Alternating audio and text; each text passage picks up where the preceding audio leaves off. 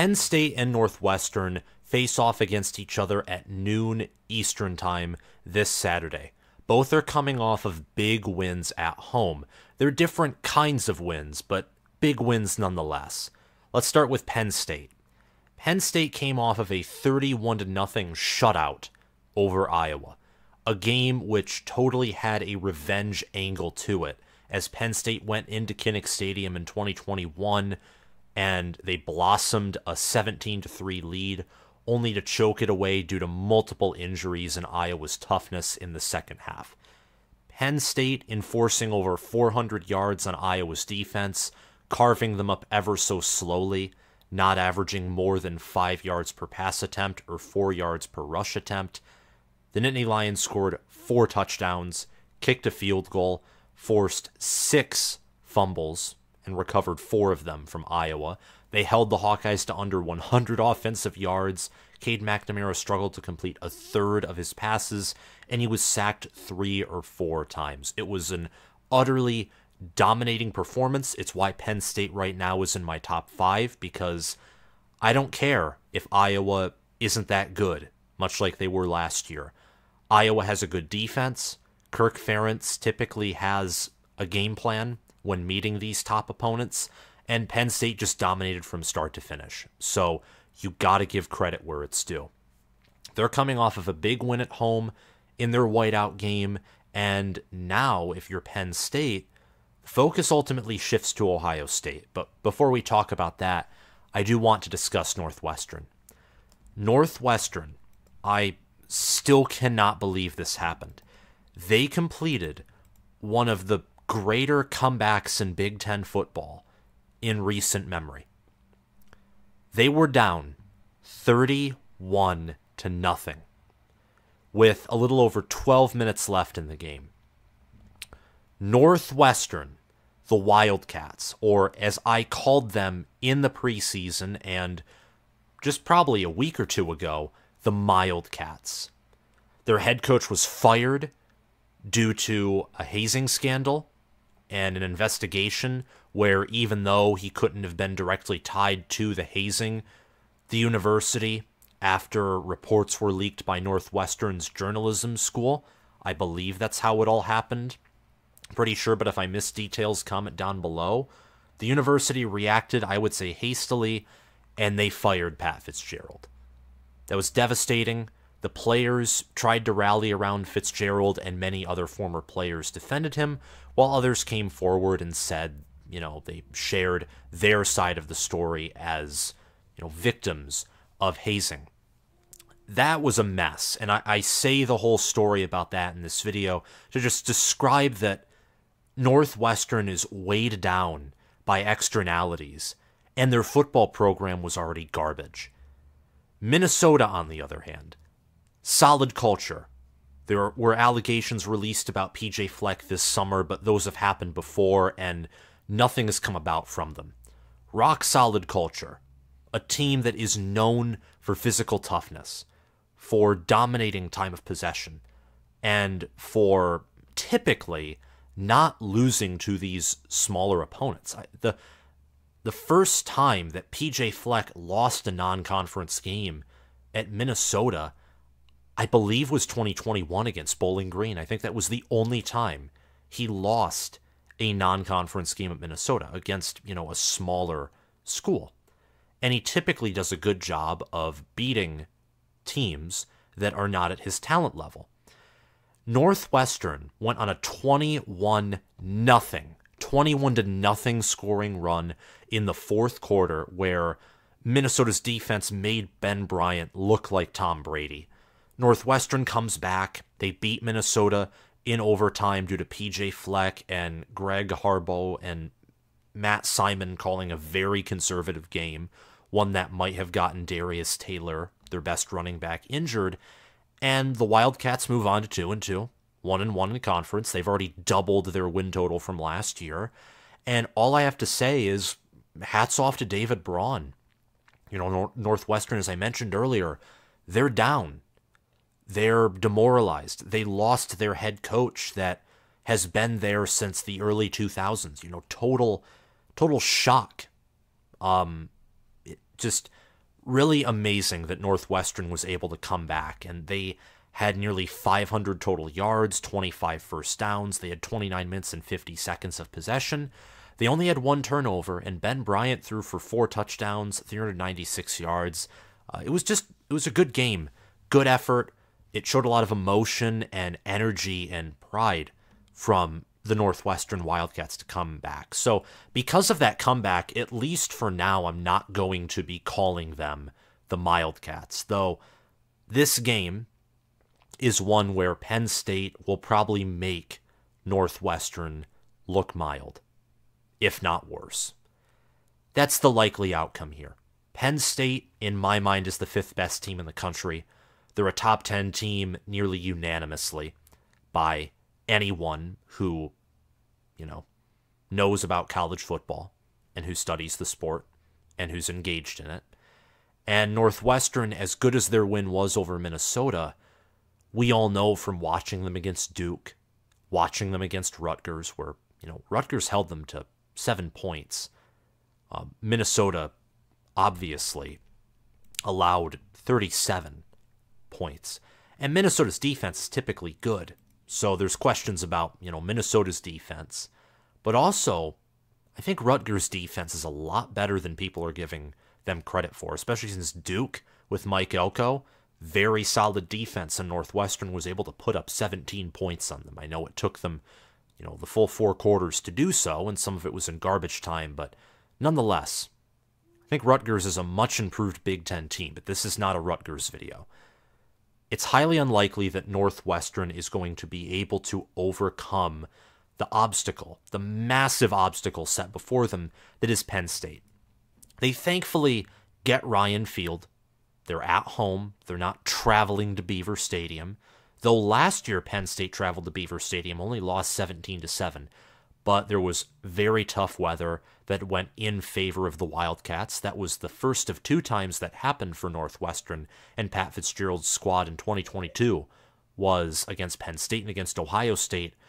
There was severe weather. And by severe, I don't mean, thunderstorms or hail, but heavy rain in Beaver Stadium, which caused Penn State to constantly fumble the ball and turn it over. And against Ohio State, there were high winds. Both of those severe weather factors impacted the game in favor of the Wildcats, who could not pass the ball to save their life and who were already a bad football team. So it just brought Penn State and Ohio State in those games somewhat down to Northwestern's level. That's not going to be the case here. Looking at ESPN on the weather report, it's supposed to be 66 degrees and partly cloudy. So there will be no heavy rain or heavy wind, from what I know. Of course, this is well in advance, and forecasting oftentimes is wrong, but it's the most accurate thing we have. Penn State is also better this year than they were last year, and Northwestern, even though they did get an upset win over Minnesota, it's difficult to tell where they are in standings compared to last year. So far, it looks like they have a better team. They're 2-2. They're 72nd in FPI, which was higher than they were last season. But Penn State's 4-0. They're 4th. Penn State is, let me repeat that for you. Penn State is 4th in FPI. That's unbelievable. According to FPI, they would be favored to beat Georgia on a neutral field. I think that's too far, but then again, I have them at 5th. I very much think Penn State could move into that top 4. I just want to see how they play against Ohio State first. And since Penn State's favored by 27 points, they're given a 93.4% chance to win. And even though Northwestern, they have some, satisfaction from beating Minnesota, they're going to be hungry for more. They're going to be motivated. They have belief in themselves, and that's a very powerful thing to have, is belief. I think Penn State's the much better team. And I'm going to talk about this game, more throughout this video, but I also want to spend this video talking about, from Penn State's perspective, what they need to do against Northwestern, also against UMass, but in this matchup and other matchups, let's be realistic. Penn State's going to be favored. We've seen James Franklin against Illinois, for example, blow games that he shouldn't, but more likely than not, Penn State's going to go into Ohio Stadium undefeated. Ohio State has a bye this week. If you're Penn State, you have to be looking toward that game against Ohio State, not overlooking Northwestern. That's very dangerous. I think Minnesota choking that lead has already given James Franklin and Mike Yurcich and Manny Diaz enough material to where they will not overlook Northwestern, because that's what Minnesota did. They took their foot off the gas. They thought with the 21-point lead they would be safe. They called a super conservative game, and it blew up. It literally blew up right in PJ Fleck's face, like someone taking a nice pie with whipped cream and just, smacking PJ Fleck with it. I'm very angry at Minnesota for, it's only week 5, and my opinion of Minnesota and my prediction for Minnesota being a top 20 team is already completely ruined unless they somehow redeem themselves, which with Ohio State and Michigan on the schedule and, Wisconsin and other teams who look better than them, that will be very hard to do. But regardless, if you're Penn State, Ohio State right now has vulnerabilities, especially on the offensive side of the ball. Their defense, in my mind, looks near elite. More likely than not, their defense is elite. They, offensively, have a quarterback who is not as good as C.J. Stroud yet, not as good as Justin Fields yet. He won't be athletic as Stroud or Fields, in my mind, ever. He's not a good scrambler. C.J. Stroud was at least an average to above average scrambler when he wanted to run the football. And Justin Fields is a freak athlete. We know these things. Kyle McCord, he could improve, but the odds are that Ohio State's offense will not be able to function the same as it has since Ryan Day came to Columbus, since he was their head coach and offensive coordinator. This team from an offensive standpoint, and this isn't saying much because Ohio State has had elite offenses since 2018, this might be the worst offense Ryan Day has commanded. Not in terms of total talent, but in actual execution and scoring, this might be the worst offense he has had since 2018, or the worst offense that Ohio State has had since before the 2018 season. 17. Ever since 17 stopped, 18 began. That's when the offense really took off. Really.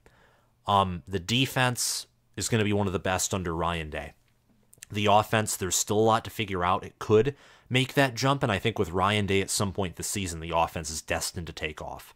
But it could be before the Penn State game. The Penn State game could be the first time where you see the power of Ohio State's offense on full display, or it could be after the Penn State game. Regardless, the Nittany Lions have to be feeling good about their chances. They're elite everywhere on defense except defensive tackle. Offensively, they have a quarterback who has not turned over the football, and that's going to be critical against a near elite or elite defense like Ohio State's that is going to take advantage of mistakes, and one that has already scored more than multiple defensive touchdowns on the year, and that has gotten critical stops in critical games like they did against Notre Dame, stopping 2 fourth-down conversion attempts and also forcing a punt that gave Ohio State's offense a redemption opportunity on their final drive, which they took advantage of. If you're Penn State here in this matchup against Northwestern to set the stage, you either, now that Iowa and Illinois are taken care of and body-bagged, you begin to try new things again, experiment. I don't think you can do that against UMass because that's the week before Ohio State, and they're a very tiny opponent, so you could totally run a vanilla playbook against them and beat them by 50. Here, maybe you can try some new things, experiment. There have been some struggles at different places, defensive tackle, interior offensive line, though that's looked better than in the first few weeks. And I think also running back.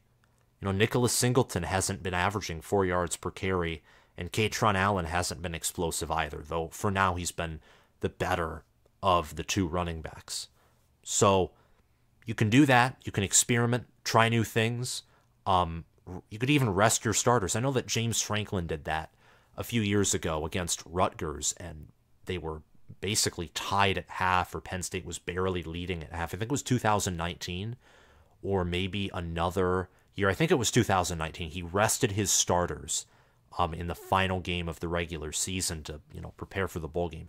You could do that here. Penn State could play its starters. It would be a gamble, but they could play their starters until they get a 28, 21-point lead, and then put in all the backups. They've been doing a pretty good job of that, but in this game, maybe you do it earlier, or maybe you just run a vanilla playbook, and you don't want to show Ohio State anything that you potentially have up your sleeve.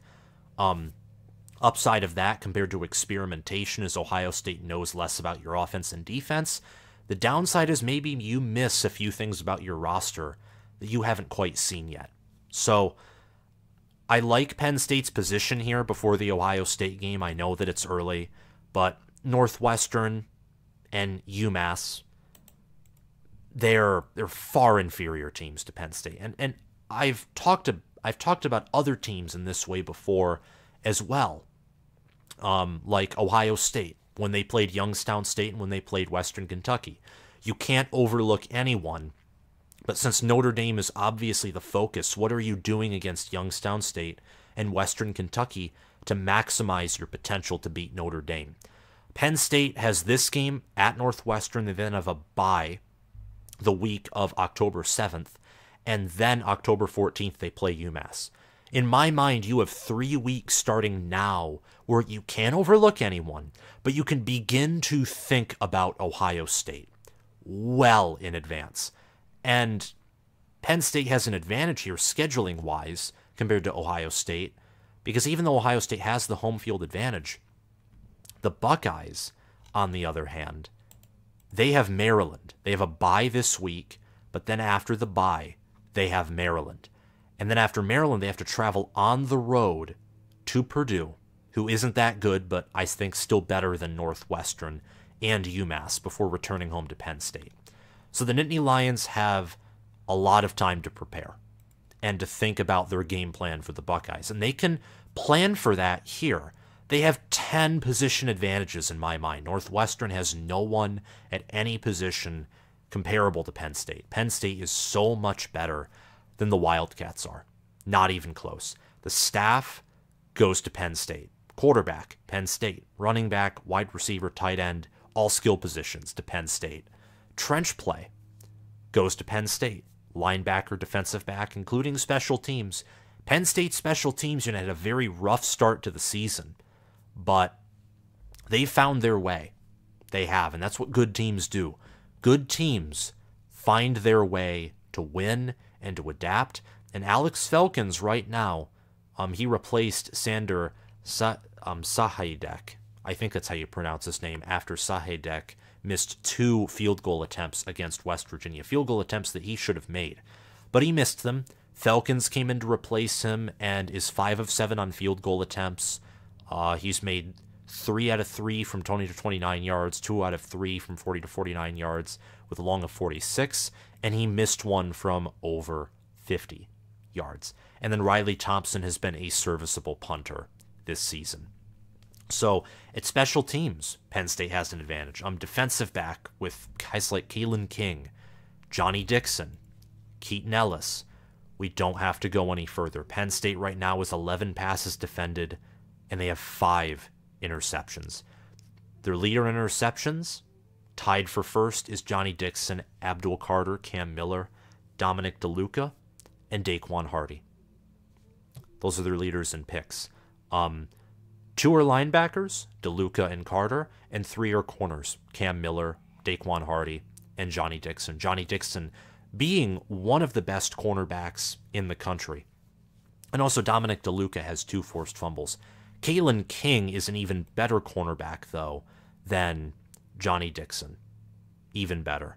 Kalen King right now only has 1 pass defended, 9 total tackles. He's not going to be targeted that much just because he's that good and he has that reputation. For example, he, at times in 2022, was step in step with Marvin Harrison Jr. and Emeka Egbuka. He's that good of a cornerback. So secondary obviously goes to Penn State. Linebacker with Abdul Carter. He's All-American caliber. Northwestern has a good linebacker in Bryce Gallagher. 6'2", 235-pound senior. He has 14 solo tackles on the season with an interception, and he already has 44 total tackles. He had 19 of them against Rutgers and 13 of them against Duke. Definitely a leader on the defense, but I would take Abdul Carter over him any day. Abdul Carter on the season right now has a sack, a pick, 11 total tackles, and last year he was a true freshman, and he had a phenomenal true freshman season with 6.5 sacks, 2 forced fumbles, 4 passes defended, and 56 total tackles. Great linebacker, definitely all Big Ten caliber of player. On the defensive line, Penn State has Chop Robinson. They have Adisa Isaac. They have Donnie Dennis Sutton. Zariah Fisher and Keziah Izzard. Izzard being a defensive tackle. He has 2 sacks, and then Fisher and Isaac have 1.5 sacks each. Penn State knows how to get after the quarterback. That's what Manny Diaz defenses do. At stopping the run, it's a different story. They're better than they were last year, but I still think there are some struggles there, especially on the interior. But Penn State's defensive tackles and defensive ends are both better than Northwestern's defensive tackles and defensive ends.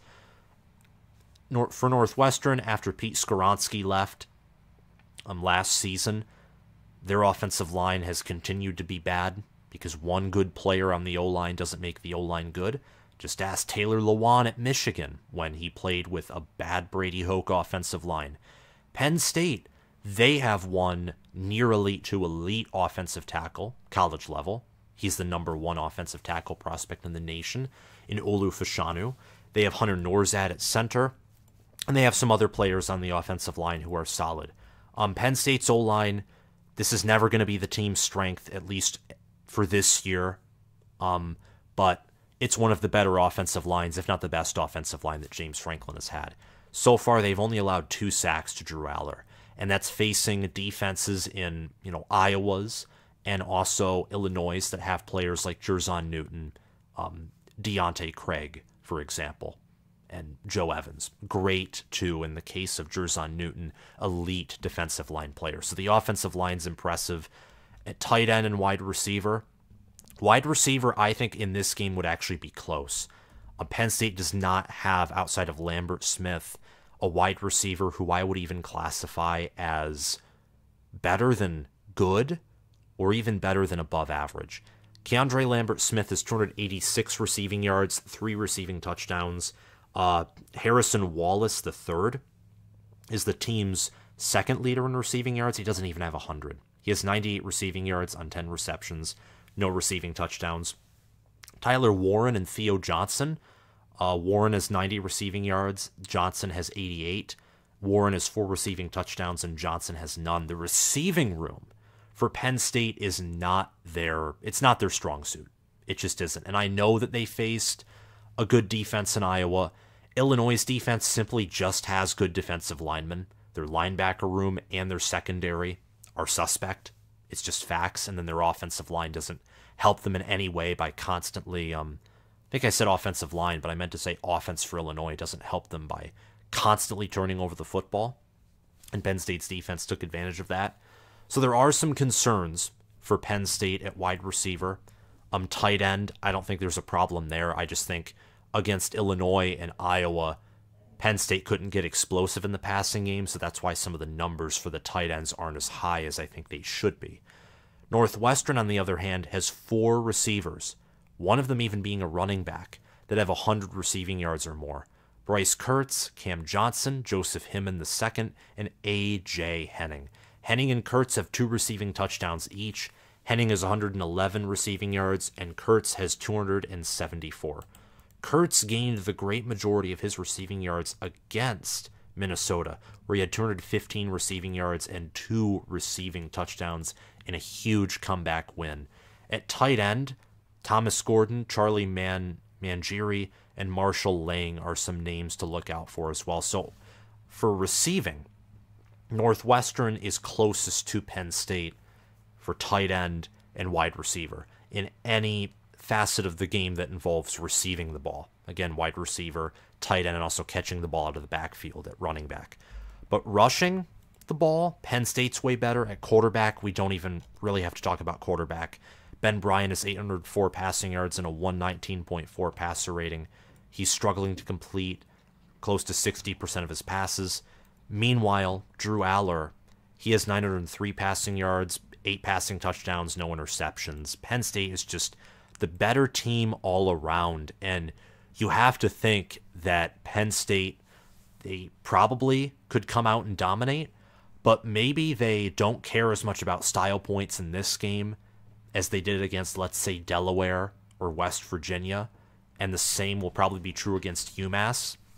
You got to be wondering maybe if this game turns out to be more dominant than the score indicates. Like maybe Penn State wins this game 35-10 or 28-7, and in reality it's much more dominant and Penn State looks more impressive than that. But they run the ball, they make sure to take off anywhere from 30 to 35 seconds before snapping it for every play on average, and they just take as many possessions away from Northwestern, play a vanilla playbook, and that's just telling you that they're preparing for Ohio State. Doesn't make them any worse of a team than they are if they play in that way. Now, if they come out and it's 28-7 or 28-10, and they're not running a vanilla playbook or they're not chewing clock, then there might be legitimate issues. But that's beside the point. I think some players to watch in this game are running back Catron Allen and also Cam Porter, the main running backs for both of these teams right now. Catron Allen. Allen leads Penn State currently in rushing carries with 63 and rushing yards with 280. He has 2 rushing touchdowns. Singleton currently has 5. They like to give Singleton the ball in the red zone. Penn State has not had a rush of longer than 20 yards by any of their 2 starting running backs, that being Allen and Singleton. And outside of Trey Potts and Bo Pribula, the backup quarterback and third-string running back, Penn State overall hasn't had a rush of longer than 19 yards. They haven't had a big play on the ground yet. I say look out for Catron Allen because Nicholas Singleton I would predict to have a long run here, but I just don't know. With him and Edwards, Donovan Edwards from Michigan, I've given them benefit of the doubt, but I need to see them at this point just, perform in order for me to believe it. And against an opponent like Northwestern and also UMass, you're not going to break a sweat trying to get Nicholas Singleton in a big play. Catron Allen likely will get a large amount of carries in this game just because he's a pace setter and a bruising back. I expect him to have potentially over, screw it. He's going to have 100 rushing yards in this game. I think so. Around there. I think that probably he'll get 4, 5, maybe a little over 5 yards per carry. He'll really be a pace setter, bruising back type, will always be reliable and be able to move the chains for Penn State in a game where I don't know if they're going to be interested, uninterested. We'll just have to see. You can probably already tell where I'm going with this game, by the way. We'll get to the predictions here in a minute or two. For Cam Porter and Northwestern, Cam Porter so far on the season has 203 rushing yards on 49 carries. He's averaging 4.1 yards per carry with 1 rushing touchdown. He has 49 receiving yards through the air. If Northwestern wants to pull off an upset, and look, it's possible. Upsets are always possible, and they pulled one off against Minnesota and Penn State. We all remember the 9 overtime game against Illinois. If Penn State is disinterested enough in this game, and if they are looking far enough ahead to Ohio State, they could lose this game depending on what things happen. But it's going to be very hard to do. And if Penn State, if they have any chance of losing here, and if Northwestern wants to exploit it, and I'm speaking that way because I'm doubtful, I almost feel uncomfortable talking about it because I just think Penn State's so good. They're so much better than Minnesota. But Northwestern will need to run the football, and they will need to limit Penn State's possessions and rest their defense. And Ben Bryant, maybe he somehow can get some big throws against this defense, but this defense's strength is rushing the passer, and Ben Bryant's already been sacked 10 times. He doesn't have a good O-line, and Penn State also has some of the best defensive backs and linebackers in all of college football. If you're going to beat the Nittany Lions, You have to run on them. You have to. Whether that's consistent, whether that's, they consistently beat you on the ground, but eventually you find a few big plays and you get through, you have to run the football on Penn State with some success. At least an above average rushing performance if you want to beat Penn State. And with the state of Northwestern football, I think they would have to have a pretty amazing performance on the ground and on offense and on defense. They'd have to perform at an A-plus level, play their best game of the whole season, and at the same time, Penn State would also have to play one of their worst games of the season for Northwestern to win this game, and I don't think that happens. Penn State will win. Penn State will cover. A 27-point spread is huge. Penn State, in these kind of games, and with the way that James Franklin loves to run his spread, they love to dominate. They do, even if they're not the most interested necessarily. And Northwestern does not have the talent or the horses to keep up with Penn State. It could be close for a half. I say could, though. I'm not going to predict that it will be. I think that Porter will have 50 or more rushing yards. He'll have maybe a few carries where he, halves his team's distance to a first down, but not much more than that. The Wildcats will try hard, but Penn State will just humiliate them. And the Nittany Lions will put up 400 or more yards. They'll force 2 or more turnovers, and they'll already be preparing for Ohio State in this game. And I think that may not be evident or obvious, but I think that we can all get the sense that Penn State, look, Michigan and Ohio State, from my perspective, beg you, because I may not be right. I was wrong about Minnesota, wrong about Michigan State. I was wrong about picking Alabama to beat Texas. I've been wrong about a lot of things, just like a lot of other college football people have this season. But regardless, I think Ohio State and especially Michigan right now are ahead of Penn State. But Penn State's closing the gap. Penn State is closer to being at the level that the Buckeyes and Wolverines are than I thought they were in the preseason. Penn State is built to beat Ohio State. They are not built to beat Michigan.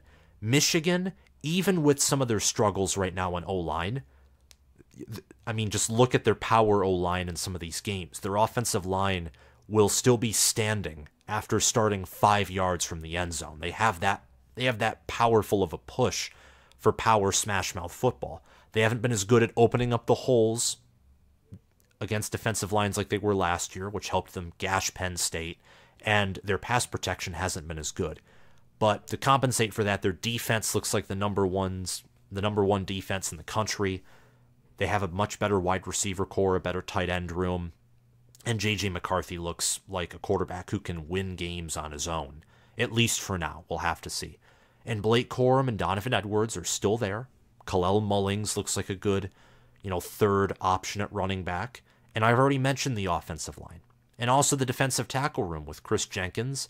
Mason Graham will likely be healthy by the time Michigan plays Penn State. Michigan's all about interior trench play. That matches up very well with a Penn State team whose weakness, by definition, is interior trench play. For Ohio State, it's different. They have strong interior trench play as well, but they have other weaknesses and I think more holes than Michigan does that Penn State can more easily exploit. Michigan has some concerns at tackle, but they have better depth than Ohio State, and their tackles so far this season have played much better. You can't say that for Ohio State. Penn State has an obvious advantage with their defensive ends to Ohio State's offensive tackles. And I think Michigan's interior offensive line is better than Ohio State's interior offensive line. And one more thing as well, Kyle McCord right now looks like a quarterback who isn't as good as Drew Allar or as J.J. McCarthy. He doesn't have the same scrambling and escape capabilities that those two do. He isn't as accurate. He's more mistake-prone. And I know McCarthy looked bad against Bowling Green, but outside of that one game where he obviously was forcing picks, he's looked more accurate and more poised than Kyle McCord has. And I think Michigan, frankly, is the better defense than Ohio State. All this to say that Penn State schematically and from a roster standpoint matches up much better with Ohio State than they do Michigan. And they also know that they can beat Michigan. They've done it more than they've beaten Ohio State. And they have Michigan at home. They have to go on the road and beat Ohio State. James Franklin has never done that. And if you don't count the 2011 Luke Fickell season, the last time Penn State went into Ohio Stadium and beat them, I think, was 2007. It's been quite some time since Penn State went into Columbus and won. So I bet you Penn State will be already preparing for the Ohio State Buckeyes. 45-10 is my final prediction in favor of Penn State. Thank you to my Patreon supporters for sponsoring me and supporting me and this channel. Please subscribe if you haven't already so we can hit 20,000 followers and subscribers by the end of the college football season. Like this video, comment your thoughts down below, and tell me what you think about not just where Penn State lands in the Big Ten's hierarchy, but also how you think that they will approach Northwestern, the bye week, and UMass. And what do you think they'll do in those games? And how do you think they'll prepare for Ohio State? And lastly, what's the one area they need to work on in order to maximize their chance of beating the Buckeyes and also the Wolverines? Thanks to Spencer Bringhurst, Will Loftus, Gabriel Calendar, Roaming Gnome, and Matthew Sale for supporting this channel. Thank you guys for watching, and I'll see you all later. Bye-bye.